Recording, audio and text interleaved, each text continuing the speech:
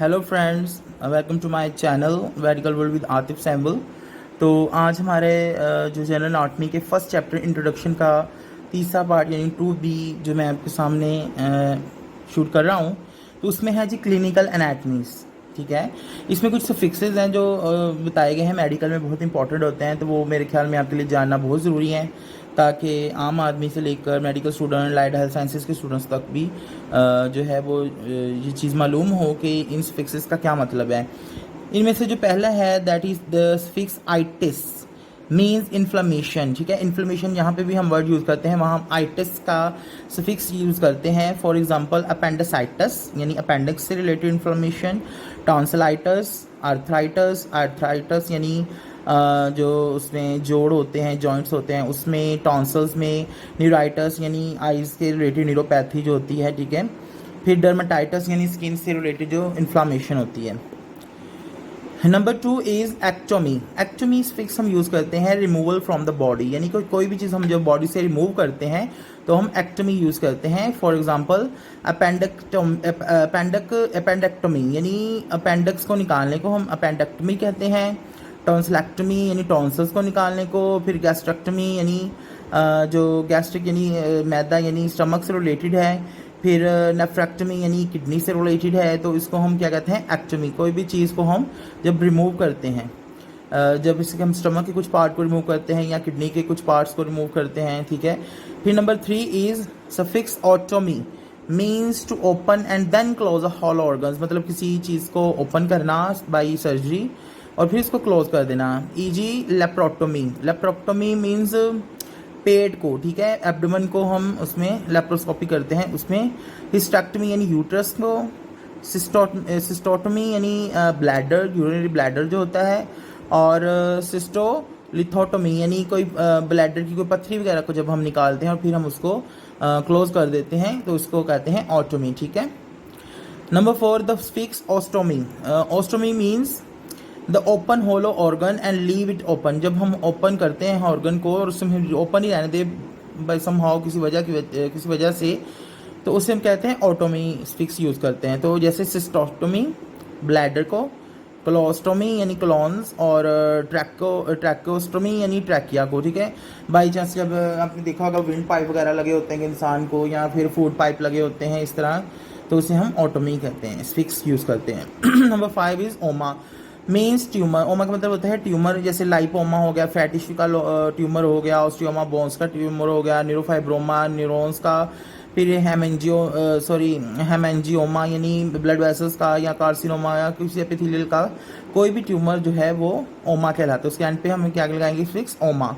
Number 6 is puberty. ठीक है, the age at which the secondary sexual characters develop begin 12 to 15 years in girls and 13 to 16 years in boys। ठीक है, तो बलोगत के साल को हम कहते हैं प्यूबर्टी। लड़के में 12 से 15 साल होता है, लड़कों में 13 से 16 साल होता है, जब सेकेंडरी सेक्सुअल कैरेक्टर्स जो है हमारे उभरते हैं। ब्रेस्ट लड़कियों में और उनकी बाज़ पतली हो जाती है, और लड़कों में जो है वो दाढ़ी मूंछ वगैरह, उनकी बाज़ भारी, मसल्स भारी हो जाना, ये सेक्शुअल। और फिर पिबिक एरियाज पे बालों का आना, ये सब सेकेंडरी सेक्शुअल कैरेक्टरिस्टिक्स हैं। ठीक है, और फिर सेक्सुअल ऑर्गन्स का जो है वो मेच्योर होना, ये सारी चीज़ें। नंबर 7 है symptoms are subjective complaints of the patient about the disease. यानी सिम्टम्स वो चीज़ें होती हैं जो कि हमें पेशेंट खुद आकर बताता है कि मुझे फ़लाँ फ़लाँ मसला या तकलीफ़ है। साइंस वो होते हैं जो फिजिकल साइंस हो, यानी are objective finding of the doctor on the patient. जो पेशेंट पर डॉक्टर खुद चेक करता है वो साइंस है। तो अपने साइंस और सिम्टम्स में फ़र्क जो है वो वाज़े रख लें। सिम्टम्स वो होते हैं जो पेशेंट हमें शिकायत करता है, और साइंस वो होते हैं जो हम डॉक्टर देखते हैं कि पेशेंट्स पर क्या क्या चीज़ें साइंस मतलब हो रही हैं। जैसे फर्स्ट किया, पेशेंट्स की आंखों का रंग कैसा है, स्किन का रंग कैसा है, ये सारी चीज़ें। Number 9 is diagnosis, identification of disease और determination of the nature of disease.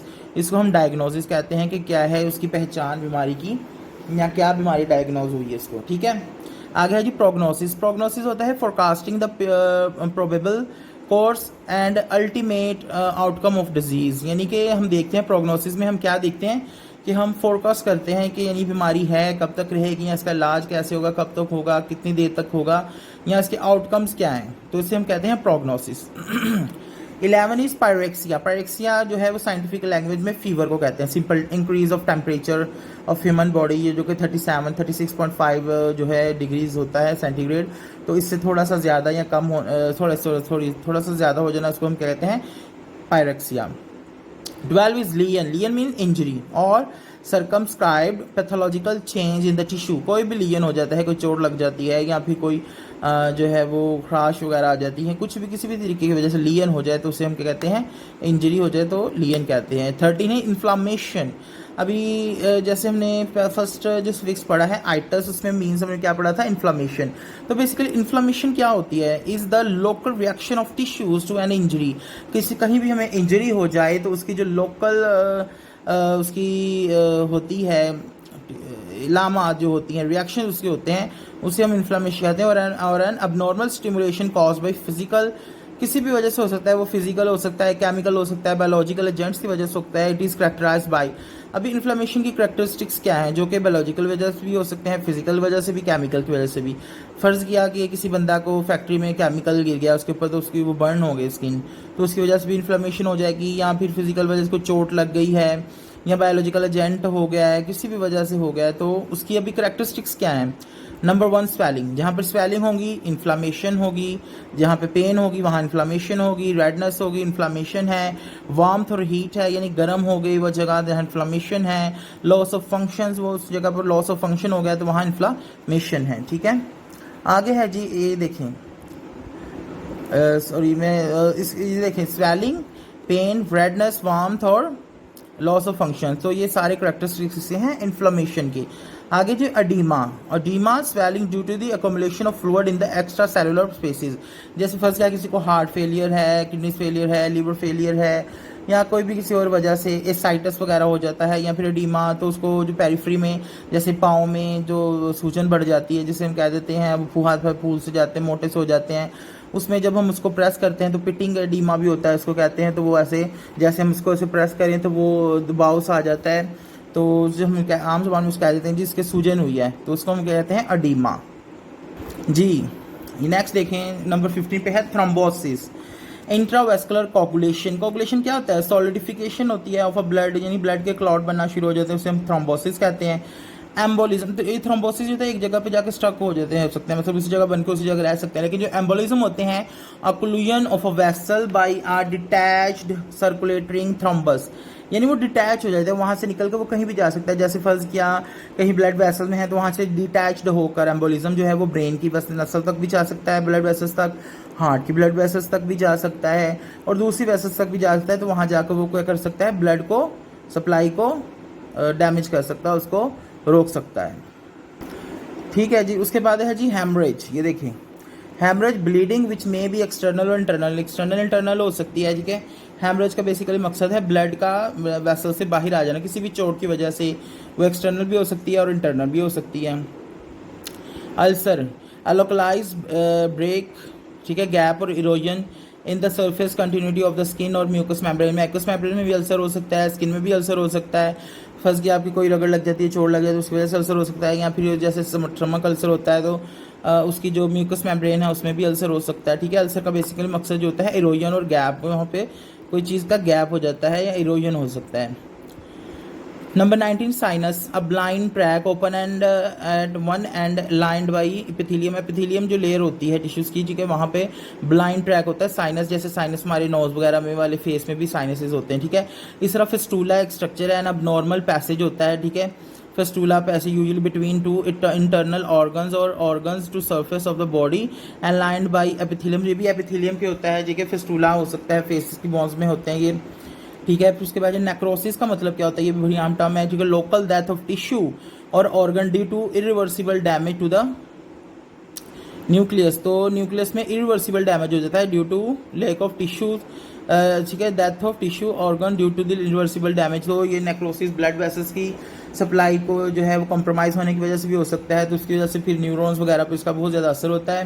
तो नेक्रोसिस की वजह से जो टिश्यू होता है वो डेथ हो जाती है, उसकी परमानेंट और लोकल डेथ होती है। फिर है degeneration, what is mean by degeneration, a retrogressive change causing deterioration in the structural and functional qualities, it is reversible process ये भी रिवर्सिबल है, ठीक है, ये रिवर्सिबल है, वो रिवर्सिबल है, ये रिवर्सिबल है, but may and in necrosis, तो ये नेक्रोसिस हो सकता है अगर उसको मज़ीद हम ना देखें, ठीक है, डिजनरेशन हो जाती है, जैसे नर्व की डिजनरेशन हो रही है, तो इस तरह दूसरे ऑर्गन्स, एक दूसरी मतलब दूसरी वेसल्स की, सॉरी ऑर्गन्स की, अपना नर्व्स वगैरह की, ठीक है, न्यूक्लियस की, तो उसकी डिजनरेशन हो सकती है। फिर है gangrene, a form of necrosis that combined with putrefaction, यानी जैसे फर्स्ट के गैंग्रीन बनते हैं, जैसे वो डायबिटीज़ फुट कहते हैं, डायबिटिक फुट कहते हैं, उसमें गैंग्रीन होते हैं, ठीक है, गैंग्रीन की वजह से फिर अपना फंक्शन भी लॉस कर देते हैं, तो बेसिकली वो नेक्रोसिस होता है, सेल की डेथ हो जाती है, ठीक है, टिश्यूज़ की। फिर है जी infarction, infarction, what is infarction? Death necrosis of a tissue due to sudden obstruction of the artery of supply, often end artery, जैसे कि हार्ट में होता है, ठीक है, हार्ट में जो आर्टरी को ब्लड सप्लाई रुक जाता है, कोरोनरी आर्टरी डिजीज जिसे हम कहते हैं, उसमें क्या होता है, इन्फाक्शन हो जाता है, ब्लड सप्लाई जो है वो हार्ट को नहीं मिलती, तो वहाँ पर डेथ नेक्रोसिस होना, यानी नेक्रोसिस होना शुरू हो जाता है टिश्यू का, जिसे हम डेथ कहते हैं, डेथ ऑफ द सेल और टिश्यूज कहते हैं, ठीक है, तो यह है infarction. Atrophy, diminution in the size of cell, tissue, organ or a part due to a loss of its nutrition, तो न्यूट्रिशन की जो है लॉस होने की वजह से उसके साइज़ में, ठीक है, टिश्यू में, सेल्स के, ऑर्गन्स के, तो उसकी जो कमी बेशी होना शुरू हो जाती है, उसमें कमी आती है, इसे हम एट्रोफी कहते हैं। फिर है dystrophy, diminution in the size due to defective nutrition, यहाँ पे डिफेक्टिव न्यूट्रिशन होती है, वहाँ पे क्या हो रही है, लॉस ऑफ इट्स न्यूट्रिशन, वहाँ पे न्यूट्रिशन मिल ही नहीं रही, डिस्ट्रॉफी में कम मिल रही है या डिफेक्टिव मिल रही है। तो हाइपरट्रॉफी क्या होता है, increase in size without any increase in the number of cells, तो हाइपरट्रॉफी में सेल्स की तादाद बहुत कम बढ़ती नहीं है, लेकिन जो उसका साइज है वो बढ़ता जाता है, तो उसे हम हाइपरट्रॉफी कहते हैं साइंस की लैंग्वेज में। फिर hyperplasia, increase in the size due to increase in number of cells, hyperplasia में क्या होता है, सेल्स भी बढ़ते रहते हैं, नंबर ऑफ सेल्स भी बढ़ते रहते हैं और उसका साइज भी बढ़ता रहता है। नेक्स्ट वन इज ये देखिए, ये आपके लिए जानना बहुत ज़रूरी है, क्लिनिकल एनाटॉमी फर्स्ट चैप्टर के लिए, इंट्रोडक्शन के लिए, तो प्लीज़ इसको गौर से सुने। हाइपोप्लेजिया, इनकम्प्लीट डेवलपमेंट, इसमें डेवलपमेंट मुकम्मल ही नहीं होती, इसको हम हाइपोप्लेजिया कह देते हैं। एप्लेजिया क्या होता है, फेलियर ऑफ डेवलपमेंट, हाइपोप्लेजिया तो होता है इनकम्प्लीट, उसमें डेवलपमेंट होती है लेकिन इनकम्प्लीट होती है, और जो एप्लेजिया होता है इसमें फेलियर ऑफ डेवलपमेंट, इसमें डेवलपमेंट होती ही नहीं है, तो उसे हम एप्लेजिया कह देते हैं। सिंड्रोम, सिंड्रोम क्या होता है, group of diverse symptoms and science constituting together picture of a disease, ठीक है, तो सिंड्रोम बेसिकली बहुत सारी बीमारियों, बहुत सारी डिजीज, बहुत सारी लामतों का, साइंस सिम्टम्स का मजमुआ होता है, तो उसे हम सिंड्रोम कहते हैं। ये डिजीज़ नहीं होती, बहुत सारी डिजीजेज मिलकर एक जो है वो सिंड्रोम बनाती हैं। तो आगे है जी पैरालिसिस, पैरालिसिस क्या मतलब होता है, ये डेफिनेशन बहुत इंपॉर्टेंट है, जो अभी न्यूली स्टूडेंट्स हैं मेडिकल के या फिर लेमैन्स हैं, तो उनके लिए बहुत इंपॉर्टेंट है, जो जहाँ पे डॉक्टर्स यूज़ करते हैं। पैरालिसिस का मतलब होता है लॉस ऑफ मोटर पावर, यानी मोटर पावर क्या है, मूवमेंट्स, ठीक है, सेरिबेलम से related, of a part of a body due to denervation और primary disease of the muscles, कोई भी मसल्स की प्राइमरी डिजीज हो सकती है, डिनर्वेशन हो सकती है, उसकी वजह से अगर बंदे को पावर, जो मोटर पावर है वो लॉस हो जाए, तो मूवमेंट की पावर, तो उसे हम क्या कह देते हैं जी, पैरालिसिस, ठीक है, क्या कह देते हैं हम उसे, paralysis.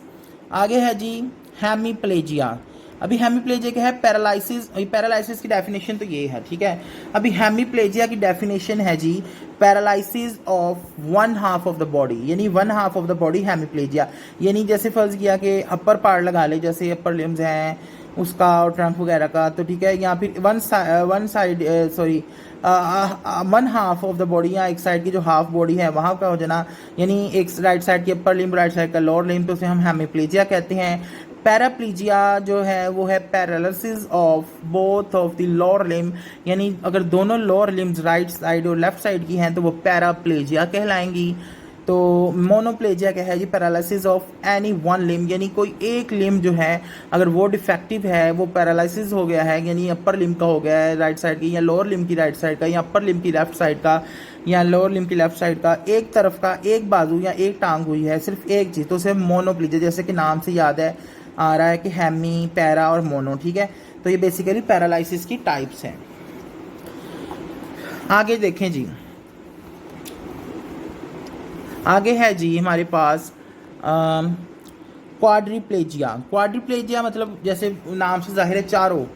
Paralysis of all four limbs यानी अपर लोअर लिम्स ऊपर की दोनों, अपर लिम्स ऊपर की दोनों और लोअर लिम्स दोनों नीचे की। तो बेसिकली पूरी बॉडीज में पैरालिसिस होगी। तो ये क्या है, paralysis of all four limbs. फिर है जी एनेस्थीसिया का मतलब क्या होता है, लॉस ऑफ सेंसेशंस। आपको पता है ऑपरेट करने से पहले भी हम एनेस्थीसिया देते हैं, या फिर वैसे भी किसी वजह किसी बीमारी की वजह से अगर एनेस्थीसिया हो जाए मतलब तो बंदे को सेंसेशंस ना आ रही हो तो हम कहते हैं एनेस्थीसिया यानी लॉस ऑफ सेंसेशंस। फिर है जी analgesia. Analgesia basically scientific name है लॉस ऑफ पेन सेंसिबिलिटी, यानी कि अगर आप पेन को महसूस नहीं कर पा रहे तो हम उसे कहते हैं एनाल्जेसिया। बेसिकली ये जो मेडिसिन होती हैं जो हमें पेन किलर्स वगैरह दी जाती हैं ये भी तो एनाल्जेसिक मेडिसिन होती हैं ना, तो इसलिए इसे कहते हैं एनाल्जेसिक मेडिसिन यानी लॉस ऑफ पेन सेंसिबिलिटी। आगे है जी थर्मल एनेस्थीसिया। थर्मल एनेस्थीसिया मतलब लॉस ऑफ टेम्परेचर सेंसिबिलिटी। हमें नहीं पता चलता, अगर हमें ठंडी चीज़ लग रही है तो ठंडी लगती जाएगी, गर्म लग रही है तो गर्म लगती जाएगी, हमें महसूस नहीं होगा वो, तो उसे हम कहते हैं लॉस ऑफ टेम्परेचर सेंसिबिलिटी यानी थर्मल एनेस्थीसिया। थर्मल एनेस्थीसिया यानी हमें महसूस ही नहीं होता कि चीज़ गर्म है या ठंडी है। उसके बाद है जी हाइपरेस्थीसिया। हाइपरेस्थीसिया नॉर्मली इंक्रीज सेंसिबिलिटी, हमें बहुत ज़्यादा सेंसिबल हो जाते हैं, ठीक है, सेंसिटिविटी बहुत ज़्यादा बढ़ जाती है, ज़रा सी भी हाथ लगाने से हम बहुत ज़्यादा एक्टिव हो जाते हैं, सेंसिबिलिटी हमारी बढ़ जाती है।